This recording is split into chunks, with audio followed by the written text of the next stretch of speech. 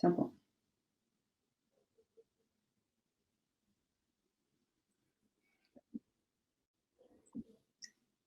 Obrigada, Vinícius. Oi, pessoal, tudo bem? Boa noite. É um prazer estar aqui com vocês. Eu espero que todos vocês estejam bem, seguros, com saúde, e as suas famílias em casa protegidas. E que tempos extraordinários são esses, né, que nós estamos vivendo. E eu não podia deixar de aproveitar essa oportunidade de conversar com pessoas queridas, que eu sei que estão aí do outro lado me assistindo, meus alunos, e colocar um pouco de reflexão a respeito do que a gente está vivendo e o que essas coisas que a gente está passando nos revelam, né? Que lições valiosíssimas a gente está podendo ter a chance de aprender com tudo isso que está acontecendo. É lógico que eu não tenho aqui a menor pretensão de falar sobre todas as lições, ao contrário, eu vou fazer um recorte de uma pequena parte de tudo isso que a gente está vivendo, mas para a gente poder fazer um mergulho aí a respeito das nossas próprias mentes, da forma como nós pensamos e, quem sabe, tentar entender por que, afinal de contas, chegamos onde chegamos, né? Que estrutura é essa de pensamento que nos trouxe até aqui? Eu espero, então, que mais uma vez, que vocês estejam bem, e eu não vejo a hora de encontrá-los pessoalmente, né? Obrigada pelo teu tempo, pela oportunidade. Para quem não me conhece, eu sou a Caroline Haneke, eu sou mestre em Mind Sciences pela Universidade de Viena, sou psicóloga, especialista em gestão de pessoas e professora da Sampo aqui desde do ano passado, né, onde eu tenho o prazer de trabalhar com as turmas de MBA e com a primeira turma de CEOs, o SER. Bom, pessoal, o recorte que eu gostaria de fazer hoje com vocês é uma reflexão a respeito do que a pandemia nos traz de reflexão possível a respeito de três coisas que a gente trabalha muito em gestão de pessoas, que é a definição do que vem a ser potencial, do que vem a ser crescimento e do que vem a ser competências. Eu vou voltar a isso ao longo da nossa conversa, não pretendo ser muito longa, e a gente vai conversando, vai abrindo para perguntas no final, né? Mas eu começo a nossa reflexão pela pergunta, uma pergunta aí central, e eu vou pedir pro Vini colocar essa pergunta na tela. A pergunta é a pergunta imoral, né? Eu quero começar por essa pergunta imoral que nós, querendo ou não, ouvimos, querendo ou não, nos fizemos por pensamento automático ou por qualquer coisa assim. O que nós preferimos? A morte de algumas milhares de pessoas ou a falência de milhões? Mas longe de querer ter um debate moral, não é sobre isso que eu quero falar, sobre a questão moral que nós estamos vivendo e tudo mais. Mas eu quero trazer essa pergunta, que tem um dilema moral, mas para falar da estrutura de pensamento que ela revela. Pode tirar aí da tela, Vini. O que essa pergunta, gente, nos revela, né? Quando eu me pergunto, eu prefiro isto ou eu prefiro aquilo? Eu prefiro a saúde ou eu prefiro a economia? Eu escolho colocar dinheiro na segurança ou eu escolho colocar dinheiro nas viagens? Né? Todos nós nos fazendo essas perguntas o tempo inteiro e agora essa pergunta se tornou um dilema moral. Só que, para além desse dilema moral, o que eu quero trazer essa reflexão é a reflexão mental, né? A reflexão do que essa pergunta traz, novamente, de estrutura de pensamento. E, quem sabe, iluminar aí o nosso caminho para a gente mudar essa estrutura de pensamento, ainda que ligeiramente. Nessa pergunta, primeiro ela revela uma dicotomia, ela traz uma polaridade. É isto ou aquilo. No entanto, essa dicotomia, essa polaridade, ela é uma ilusão. Se uma coisa que a pandemia mostrou para a gente que é inexorável, é a nossa inter-relação, a nossa interconectividade. É o quanto que uma coisa não anda sem a outra. e nem a saúde anda sem a economia, e nem o meio ambiente, e nem todos os outros fatores que a gente costuma categorizar de forma tão separada. Então, a gente chega à ideia de que essa polaridade ela é uma ilusão quando a gente se confronta com essa realidade que nos avassalou, né? No entanto, ela é um modo típico de nós pensarmos. Quer dizer, a dicotomia, ela induz uma escolha unilateral, mas a própria pergunta nos induz a essa escolha. Na hora que eu coloco a pergunta estruturada dessa maneira, eu já travei a minha mente para ter duas escolhas possíveis, e só duas escolhas possíveis, e eu vou ter que fazer uma escolha dolorosa entre um lado e outro, entre uma polaridade e outra. Veja, a mera estruturação do meu pensamento, numa dicotomia, numa escolha bilateral, binária, oposta, ela me leva a um embate mental, e esse embate mental, de alguma maneira, me trava para uma possibilidade um pouco mais ampla de reflexão. Vamos entender um pouquinho mais, né, o que está por trás dessa forma de pensar, né? Essa pergunta, ela revela para a gente um modo de pensar analítico, sintético, né, que é um pensamento vertical, né, que ele rege a maior parte das nossas decisões. Quer dizer, e, de certa forma, a gente pode pensar que é um tipo de forma de pensamento que nos coloca e que nos colocou justamente na situação que nós estamos hoje, né? No próximo slide, que eu vou pedir para o Vini colocar, eu trago um pouco mais claro essa estrutura do que é um pensamento linear, né? O pensamento linear, ele usa essas duas estruturas que eu chamo de análise, que é a decomposição de um todo em subpartes, e a eleição, então, de uma dessas partes, um desses elementos, para a gente tratar em detalhe, analisar, descrever, entender, compreender, e, de certa maneira, isolar do todo. O caminho inverso do pensamento linear, mas não é menos linear, é o pensamento sintético, ou seja, a partir da análise dessa parte, eu crio uma regra e então essa regra ela vai ser devolvida para o todo e como regra geral.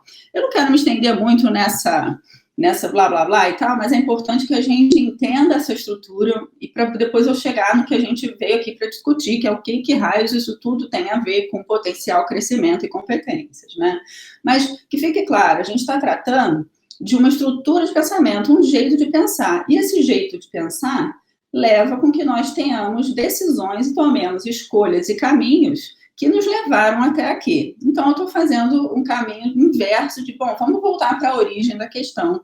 E aí a gente chega no cerne da estrutura do pensamento linear. Acontece que a gente está hoje num mundo muito complexo, né? A gente está irremediavelmente interligado. Não existem elementos isolados num sistema complexo. Não existe a ecologia, que é diferente da economia, não existe a saúde, que é diferente da segurança, que é diferente da educação. Todas essas coisas estão irremediavelmente conectadas e a gente está de joelhos no mundo inteiro, trancado dentro de casa. Os que podem estar em segurança em casa, porque a pandemia nos provou de modo cabal que a verticalidade não é solução para um mundo interdependente, né? Por exemplo, quando a gente fala de um mecanismo, enfim, não vou entrar em detalhes agora, mas ia entrar por uma seara, agora não vou mais. Bom, qual que é a alternativa? Carol, tá bom, legal. Pensamento linear. A gente vai para a escola, a gente tem as matérias, a gente tem o pensamento estruturado muito verticalmente, a gente está dentro das organizações, a gente tem as verticais, a área de marketing é uma coisa, a área de RH é outra coisa, a área de finanças é outra coisa, a gente estuda geografia como uma coisa, a gente estuda o português como outra coisa, a gente estuda a música, a gente estuda todas as matérias, elas são entes relativamente isolados. Qual que é a opção? Qual que é a alternativa? Bom, gente, eu vou dizer para vocês que existem várias, mas a que eu gostaria de trazer hoje como uma referência é o pensamento sistêmico, né? Ele não é a única opção, não é a única alternativa. No final, eu vou, né, mencionar alguns outros tipos de pensamento, mas o pensamento sistêmico como uma representação um pouco melhor do que o pensamento vertical, para ajudar a gente a compreender o contexto que a gente está vivendo. O Vini, coloca o slide 3 aí para mim, você colocou? Acho que o slide 3 aí, o mobile, né, que eu coloco aí, ele é uma representação um pouquinho melhor do que vem a ser um pensamento sistêmico. O que é um sistema? Um sistema são vários elementos organizados e interconectados em um certo tipo de rede. E o mobile é uma metáfora que se presta a entender bem esse modelo de pensamento sistêmico. Por quê? Porque não existe exatamente num sistema complexo, um elemento que seja dominante sobre os outros. Evidentemente, você tem elementos que pesam um pouco mais, elementos que configuram de uma maneira diferente, mas veja que interessante. O elemento, ele é um dado, sim, do pensamento sistêmico, mas o que é mais interessante, mais importante na estrutura do pensamento sistêmico é a relação entre as partes. Um jeito de pensar, uma coisa que todos os grandes programadores de informática conhecem, por exemplo, é que você não monta um bom programa, um bom código de computador, só com elementos. Aliás, o grande diferencial de um grande programa de computador, de um melhor programa, são as regras que o compõem. Ou seja, é a sintaxe, é a lei que governa a relação entre um elemento e outro.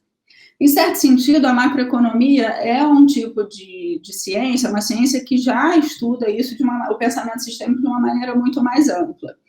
E não é só a macroeconomia que usa do pensamento sistêmico para se compreender e para trazer reflexões um pouco mais amplas. No entanto, o que a gente vai descobrir é que o management ainda é, por incrível que pareça, mesmo o pensamento sistêmico existindo há mais de 50 anos, ele é uma área em que o pensamento sistêmico teve mais dificuldade em entrar. Então, só para reforçar, o pensamento sistêmico busca explicar as relações entre as partes e os efeitos emergentes dessas relações. Então, para ficar ainda mais clara a diferença, eu quero trazer um quadro aqui que eu costumo trabalhar nas minhas aulas lá com o pessoal dos CEOs, que é o slide 4 aqui. Presta bem atenção, aí é um exercício, eu quero que vocês participem aí do outro lado também e venham me comentar aqui o que vocês estão achando ou não. Bom, dá uma olhada nesse quadro, né? Olha bem para ele e se me diga a seguinte questão. Essas bolinhas, esses círculos laranja, eles são do mesmo tamanho ou ele tem tamanhos diferentes? O que vocês acham?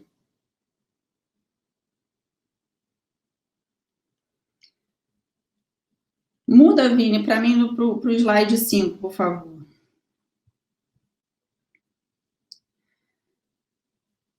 Essa é um quadro, né? Quando a gente vai e volta no slide 4 e no slide 5, vou pedir para o Vini fazer isso, ficar trocando o slide 4 e 5 e parar no 4. Veja o seguinte, esse foi uma ilusão que a gente entende como ilusão de ótica, né? Mas ela se presta a uma metáfora muito interessante para a gente conversar o tema que a gente tá desenvolvendo aqui hoje. Quando a gente faz um pensamento analítico, um pensamento vertical, que quebra o todo e vai até o seu elemento, a gente consegue chegar numa informação pura, numa verdade, de que os círculos laranja têm o mesmo tamanho, certo? No entanto, quando eu olho esses círculos nesta configuração em que eles estão no slide 4, ou seja, na relação com outros círculos maiores ou menores, mesmo eu sabendo que esses círculos laranjas têm o mesmo tamanho, depois, se você não acredita em mim, faz a medida e mede direitinho. Mesmo sabendo dessa informação que a gente obteve ao isolar o elemento laranja, a gente não consegue não percebê-los de forma diferente. A gente sempre vai perceber o que está em relação aos círculos maiores pequeno em relação ao outro que está em relação aos círculos menores. O que é isso, gente? O que isso diz para a gente? O que está certo? Qual das duas está certa? A informação de que eles têm o mesmo tamanho ou a informação de que eles têm tamanho diferente que os seus olhos estão passando para você? O que vocês acham? Vou esperar um pouquinho para o Vini ver se colhe umas respostas.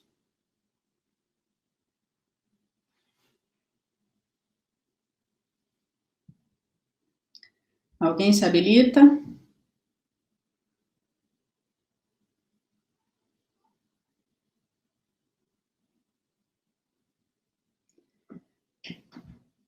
Bom, então vou me adiantar, né? Não tem diferença? Tem diferença. As bolinhas, elas são igualmente iguais e diferentes. Ah, não, professor, aí ficou doido. Não, aí não entendi. Bom, se a gente for pensar que a verdade está no elemento laranja, sim, é uma informação verdadeira. Se a gente isolar ele, a gente tem tamanho igual. Se a gente olha em relação ao outro, ele tem tamanho diferente. Essas duas questões são verdades. Né? É verdade que eles têm o mesmo tamanho, mas também é verdade que eles parecem diferentes aos meus olhos em relação ao outro. Essa é a diferença do pensamento sistêmico e do linear. Os dois são importantes. Eu, de maneira nenhuma, aqui quero falar mal do pensamento linear, viu, gente? O pensamento linear foi aquele que trouxe a gente até aqui, né? Ele é o que ajuda a gente a desenvolver a ciência, ajuda a gente a desenvolver, né, e chegar aos elementos que compõem a nossa verdade, decompondo. Mas não é a única forma de pensar. Existe um outro que eu preciso agregar na minha forma de pensar, que é o pensamento sistêmico, e ele me diz o seguinte: na relação com outros elementos, a medida dele muda. Não é que a medida muda, vou refrasear. A percepção dele naquele sistema, ou o impacto dele naquele sistema, vamos lembrar do Mobbing, é diferente. Então, a nossa percepção é relativa e o nosso pensamento ele precisa de um foco. Mas a gente pode adotar uma hora o foco do pensamento vertical e outra hora o pensamento sistêmico. Né? Existem muitas formas de pensar, mas a gente está trabalhando nessas duas hoje. Né? O que constituiu o pensamento vertical? E aí eu já vou entrar naquilo que eu vim aqui para contar para vocês de fato. Né? Fiz todo esse preâmbulo aqui para a gente entender a estrutura mental, a estrutura de pensamento, mas já vou chegar no ponto que a gente começou a conversa. O pensamento vertical ele vem, então, das matérias e disciplinas hermeticamente separadas, ele vem de áreas e departamentos estanques, ele vem de métricas que levam em consideração apenas um aspecto desejável em relação ao todo. Por exemplo, o famoso bottom line, né? Ele, no fim das contas, ganha. O nosso digníssimo ministro da Economia, uma pessoa queridíssima da população e tal, fez um comentário outro dia que exemplifica exatamente a dicotomia que esse tipo de pensamento vertical pode provocar em nós. Ele disse assim: com o chapéu de ministro, eu quero abrir economia. Com o chapéu de cidadão, eu quero ficar em casa. Ora, o que essa fala dele revela para a gente? Né? Dentro da verticalidade, não há dúvida.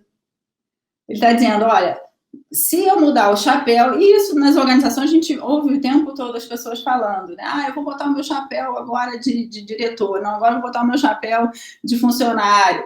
Né? Mas veja, a gente troca os chapéus querendo dizer o seguinte: agora eu vou pular para dentro da minha vertical aqui da economia, e dentro da vertical não tem dúvida.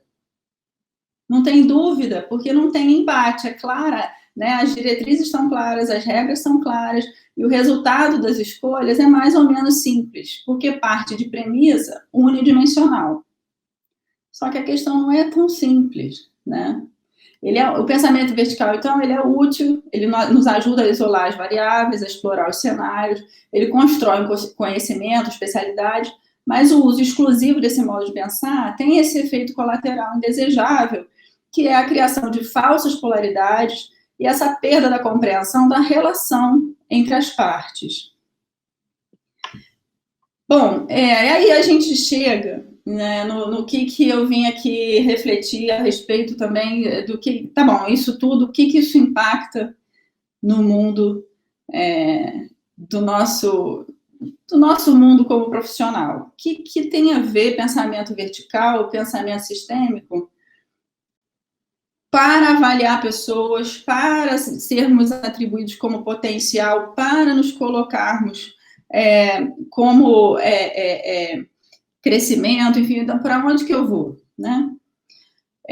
No slide 6, eu faço aí, começo a fazer uma relação, uma correlação e uma diferença muito clara do que significa potencial no modelo mental vertical e o que significa potencial no modelo mental sistêmico. Como que a gente entende potencial na verticalidade? A gente entende potencial aquela pessoa que é capaz de se aprofundar num determinado tema, é aquela pessoa que é capaz de se especializar, é aquela pessoa em que é capaz de se vê, ou as pessoas a veem com um futuro muito claro nas áreas em que ela atua, mas bem delimitada, né? O potencial, a pessoa de RH, ou nós de RH, costumamos olhar potencial e fazer isso de uma maneira em que nós buscamos motivos para a diferenciação das pessoas, quer dizer, quando eu estou selecionando pessoas, logicamente, eu preciso diferenciar entre uma e outra para escolher. Mas a questão é que, numa vertical, nós continuamos buscando motivos para nos diferenciarmos e fazer diferença entre as pessoas, também quando elas já estão dentro de casa, quando elas já fazem parte da nossa família e já estão dentro do time, né? Uma outra característica muito interessante da verticalidade é o famoso fit cultural, né, que está na boca de todo mundo adora falar de fit cultural. O que é o fit cultural? Bem resumidamente, o fit cultural seria o seguinte, gente, você combina com esse jeitão aqui da nossa empresa, você serve para trabalhar aqui porque você pensa como nós, você se comporta mais ou menos como nós, então esse é o famoso fit cultural, ou seja, se a gente se enquadra, se encaixa dentro dessa área, desse lugar, dessa empresa. Como seria, então, olhar para potencial nesse novo jeito de olhar, desse jeito adicional, que seria o jeito sistêmico? Ao invés de especialização, o potencial é alguém que conhece uma inter ou multidisciplinaridade. É alguém que consegue transitar não só na sua área de especialidade, mas consegue estabelecer conexões e conversas com diversas áreas. As áreas são muito mais integradas, as áreas das empresas são muito mais integradas e elas não necessariamente são fechadas, estanques, elas se reconfiguram. Né? No pensamento sistêmico, a gente busca muito mais motivos para nos integrarmos, ou seja, para buscarmos um common ground, né? um lugar comum, em que, ainda que nós tenhamos pensamentos e formas de entender diferentes, nós temos questões que nos unem e, logo, são aquelas questões em que nós precisamos colocar energia, esforço e encontrar esse lugar para a gente seguir junto. E, ao invés de fit cultural, o modelo pensamento sistêmico, ele valoriza a diversidade cultural. Por quê? Porque diversidade me ajuda a mexer aquele mobile, né? Ele vai me ajudar a trazer questões muito mais ricas. Agora, é mais difícil, né? Porque alguém que está no fit cultural não me dá problema. Alguém que está no fit cultural pensa e se comporta como eu. Então, não me enche a paciência. A diversidade, ela é muito mais trabalhosa. Em compensação, é ela que vai gerar reflexões para além daquilo que é o status quo. No próximo slide, que é o slide 7, ele também, aí eu continuo essa reflexão, né? Só que aí não mais como potencial, mas o que nos leva ao crescimento, ou seja, como é que é crescer numa vertical e como é que é crescer no pensamento sistêmico. A vertical, a gente tem carreiras absolutamente lineares. Aliás, a escadinha é a melhor representação de uma carreira, um crescimento de carreira linear, vertical, né? Então, aqueles cargos absolutamente delimitados e a tua carreira nada mais é do que uma série de passos lógicos e crescentes em direção a um topo.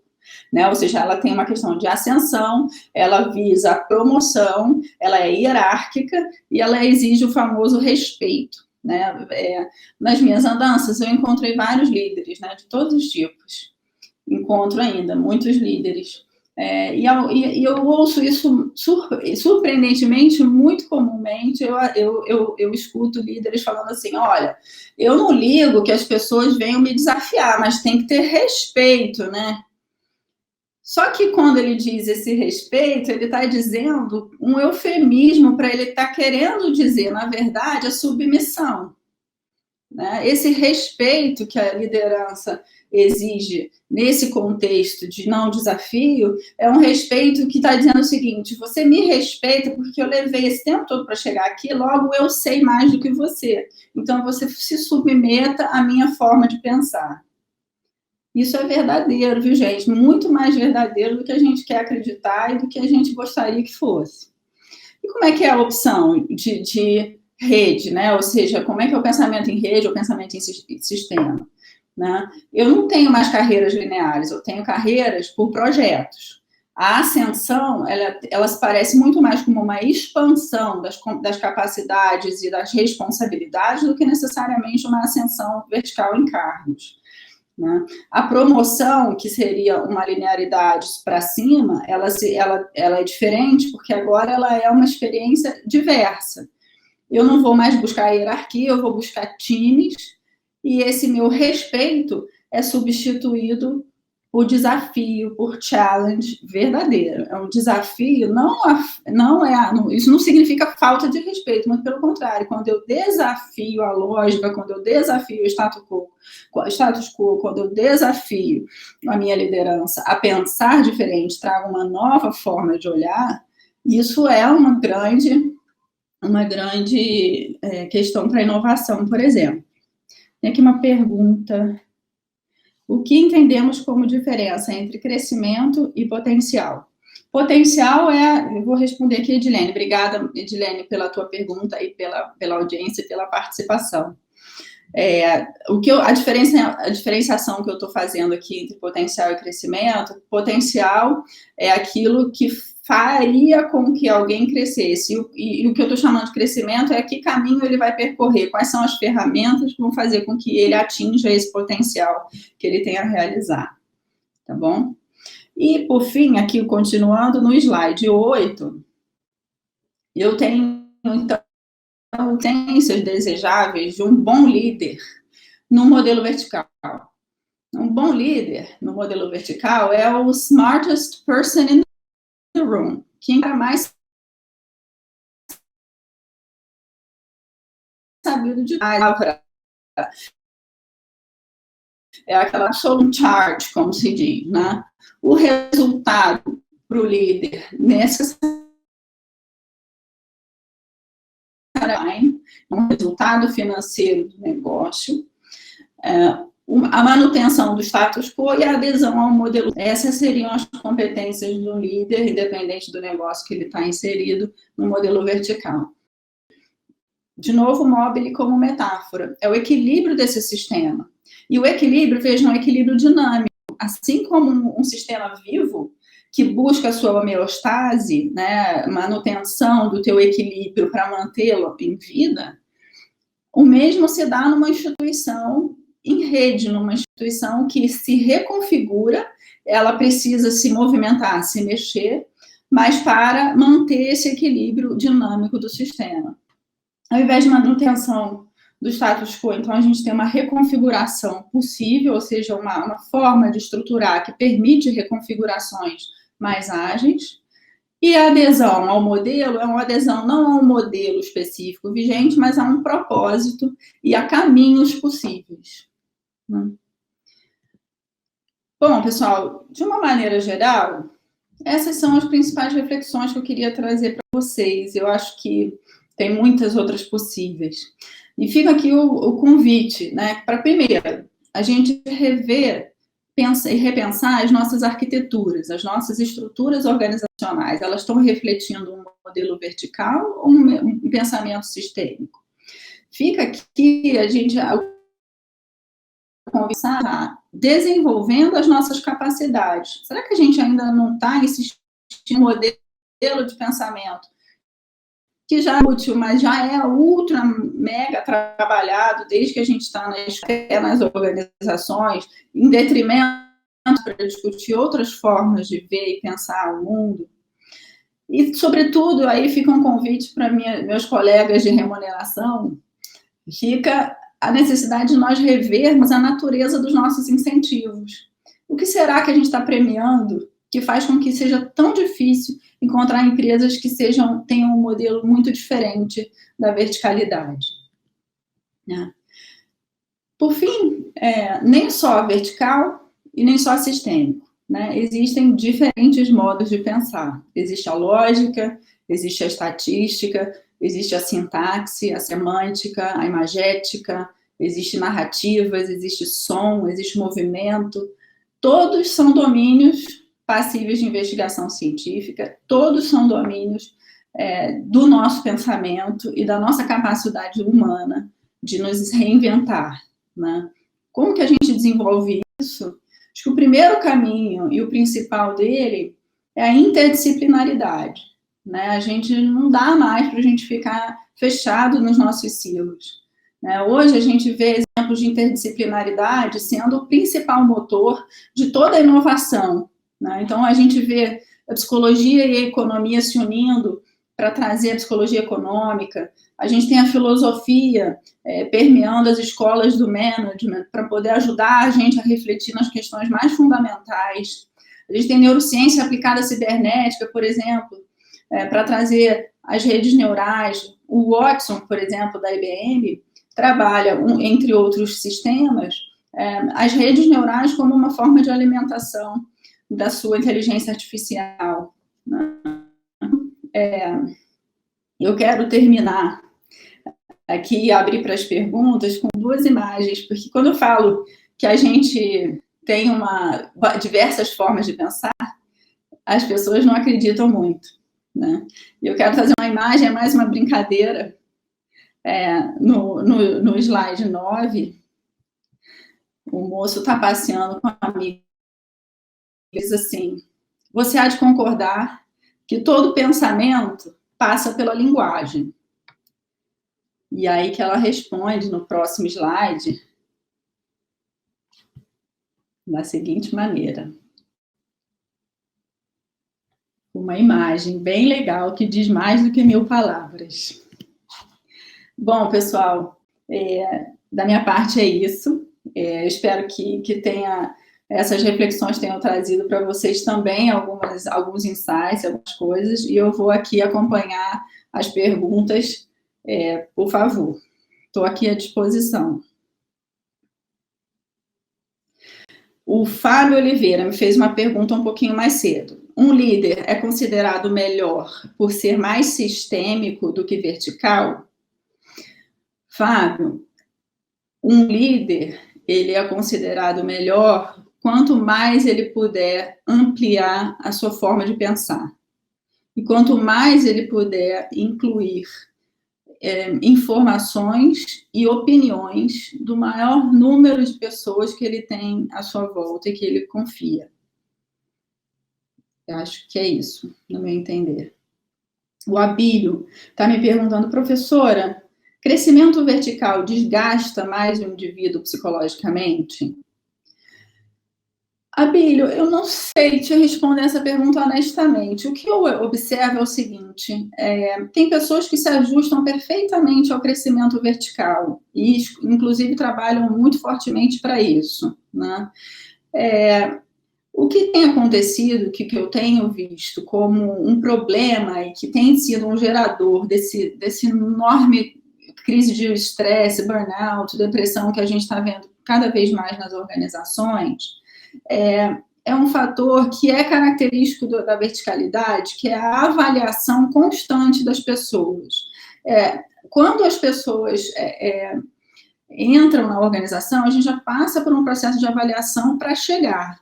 E mesmo assim, ao longo do nosso desenvolvimento, a gente está sendo o tempo inteiro avaliado e reavaliado, e por que eu estou dizendo que isso é uma característica do pensamento vertical? Porque quando a gente vai buscar um sistema não está funcionando bem, no pensamento vertical, o que a gente faz? A gente vai buscar o elemento que não está funcionando bem, troca aquela pecinha, joga fora, coloca outra. O problema, a forma de olhar o problema do mau funcionamento de um sistema vertical é olhar para o elemento que não funciona bem.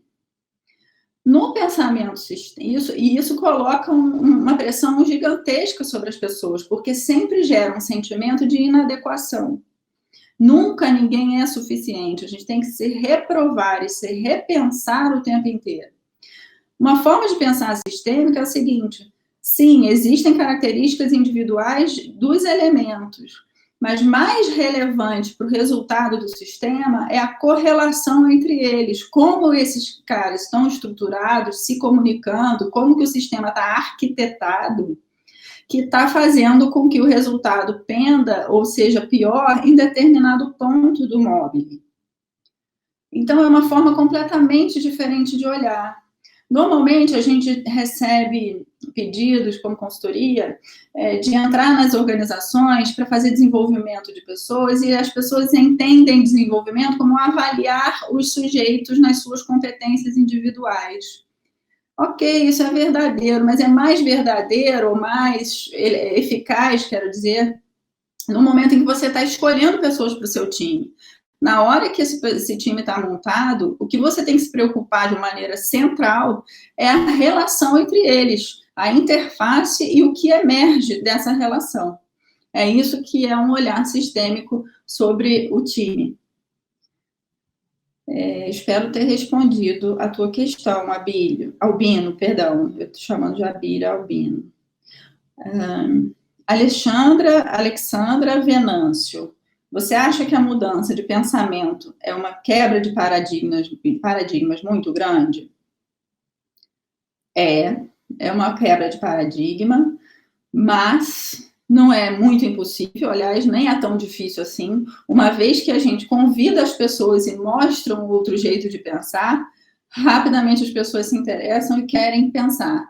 E veja, não é que a gente tem que eliminar o pensamento vertical, viu, gente? É mais uma forma de pensar. O pensamento vertical, ele nos trouxe até aqui. E ainda é muito e bastante utilizado para a gente investigar o problema. A própria medicina, por exemplo, ela vai investigar até o limite do neurotransmissor, da célula, da microcomponente químico que vai ajudar a gente a produzir um remédio para salvar. No entanto, existe uma outra forma de avaliar e de olhar, que é a interação entre outros elementos, não necessariamente tão isoláveis no sistema. Vitor Ramalho. A mudança de cultura e estrutura deve ser top-down, imagino. Mas é possível fomentar dentro do meu próprio time esse modelo de trabalho sistêmico? Quais as principais barreiras e conflitos que você enxerga? O top-down é uma característica da verticalidade, Vitor. Começar a agir de modo sistêmico já é uma mudança, né? Aí você pode agir sistemicamente numa estrutura que já é vertical, e você pode, aos poucos, ir transformando essa estrutura. Eu já vi algumas empresas em que, por exemplo, ao invés de ter estruturas separado, o marketing, o RH, o financeiro e tudo mais, propôs um modelo de olhar na horizontalidade. Então, já é uma forma adicional de colocar a estrutura organizacional, ou seja, então, pessoas de cada um dos times se integravam em times horizontais para poder resolver um problema. Então, era o time de abastecimento. Então, era o time de tal coisa. E esses times eram compostos e descompostos conforme o momento que a organização estava precisando de mais reforço numa área ou outra. Mas aos poucos, sim, claro. E sempre com o apoio da tua equipe. A Cristiane Gonzalez. O conflito de gerações fica potencializado no modelo sistêmico? Todo conflito, Cristiane, no modelo sistêmico, ele é bem-vindo, né? E ele é mais exacerbado justamente. Por quê? Porque você quer que as pessoas tragam reflexões. Mas o conflito, conforme a gente entende, como embate, como guerra, como alguém tem que vencer, também é um modelo de pensar da verticalidade, ou seja, o cara que é o destoante, que normalmente a gente chama de conflito, aquele que está causando, aquele que está trazendo uma informação que é o que ninguém está olhando, ninguém quer olhar. A gente entende isso como, na verticalidade, como um conflito. O pensamento sistêmico, dizendo, eu estou trazendo um outro elemento para o debate que não está sendo ouvido, não está sendo trabalhado e que precisa ser pensado e digerido, né? Então, eu acho que é mais por aí. Alexandra Venâncio, novamente, o líder, para escolher um modelo de pensamento para tocar sua equipe, não precisa estar alinhado com a cultura organizacional? Essa é uma boa pergunta, Alexandra. O alinhamento, né, o fit cultural, como eu coloquei antes, ela é uma característica da verticalidade. Mas é claro que a gente tem o seguinte, assim, qual que é a cola dessa organização? O que nos prende, o que nos junta? Qual é o propósito da empresa? E se está todo mundo alinhado, aí sim, com o propósito, com qual é a missão que essa organização vem a cumprir na sociedade, a questão do fit cultural ou da dissonância, elas ganham uma relevância um pouco menor. Aliás, do ponto de vista sistêmico, são multiculturas, né? A gente não só pode, como a gente deve falar em subculturas. Por quê? Porque dependendo da área ou da função que essa pessoa está atuando dentro da organização, as características, as necessidades culturais são diferentes. Por exemplo, eu trabalhei num cliente cujo valor, uma característica cultural era inovação, inovação, inovação. E a empresa veio com uma informação top-down de que queríamos ser one culture, one company, one size fits all. Né? Então, botou aquilo como valor e como cultura, o fator inovação para toda a organização. E tinha uma áreazinha lá, que era uma área super sensível do ponto de vista de processos, que se as pessoas trabalhavam nessa área inovassem demais, não na forma de fazer o processo, mas inovassem demais no processo, você comprometia a saúde e segurança dos funcionários. Então, veja, às vezes uma boa intenção de criar um valor que é positivo, de modo geral, na sociedade, que todas as empresas estão buscando, que é inovação, inovação, inovação, chega numa subcultura em que ela não faz tanto sentido. Então, no pensamento sistêmico, é preciso pensar também em culturas e subculturas. Aqui, a Elisângela Cardoso. Carol, durante essa quarentena, as empresas tiveram que se reinventar. As atividades de home office se intensificaram. Nesse cenário, como acelerar o pensamento sistêmico? Puxa, Elisângela, eu acho que a gente não tem oportunidade melhor. Né? A gente já está vivendo num sistema, a gente já está vivendo numa rede. E dentro do home office, mais ainda. Né? As hierarquias quase que desaparecem. Né? As pessoas estão se comunicando e estão se relacionando de uma maneira muito mais direta, de uma maneira muito mais horizontal, vamos dizer assim, sem tanta hierarquia. O pedido de comunicação do líder para os seus liderados desse sistema, dessa rede. Né? E eu consigo ver muito mais esse modelo funcionando na rede do que numa verticalidade. Espero ter respondido. Fátima Vicente. Como podemos balancear melhor os dois pensamentos, vertical e sistêmico, nas organizações? Afinal, estão acontecendo simultaneamente na vida real. Verdade, Fátima, ótima pergunta. O que eu quero dizer é o seguinte, o pensamento vertical não vai embora, e ele não é ruim, não é isso. Acontece que a gente precisa criar espaços para a gente se permitir viver um pensamento sistêmico. Um exemplo típico que eu costumo trabalhar em times que já são muito hierarquizados e tudo mais, em criar momentos específicos do time em que as pessoas saem da necessidade de ter que responder ao chefe, cumprir, não cumprir, atingir, não atingir, a meta X, a meta Y, follow-up, micromanagement e tudo mais, e criar alguns momentos em que você tem uma conversa mais livre para tratar de questões, insights e reflexões, incômodos que as pessoas têm. Permitir simplesmente que as pessoas se expressem na sua humanidade, dizendo, por exemplo, puxa, eu estou sentindo que não está funcionando a minha interação com a área X, ou fulano de tal área, a gente não está se entendendo muito bem. Normalmente, uma verticalidade, um líder muito vertical, ele vai falar assim, tem que se entender, isso não é problema meu, isso aqui não tem lugar para isso é uma empresa que a gente, missão dada, missão cumprida e acabou. Num pensamento sistêmico puxa, a relação tem um impacto sim. Se eu não cuidar dela, ela vai fazer com que ou os elementos ou toda a estrutura do meu móvel, ela vá ser impactada de alguma maneira. Então, o escolher olhar e aceitar as relações, a forma como a gente pensa, né, as interações, ou que a gente trabalha e lida com as pessoas no dia a dia, simplesmente acolher e aceitar isso, essas expressões das pessoas, já é um grande avanço em direção a esse processo de pensamento sistêmico. Bom, pessoal, eu espero ter ajudado, ter trazido reflexões importantes. Eu espero, sinceramente, que vocês todos estejam aproveitando a quarentena da melhor forma possível, se é que é aproveitar o termo exato, né?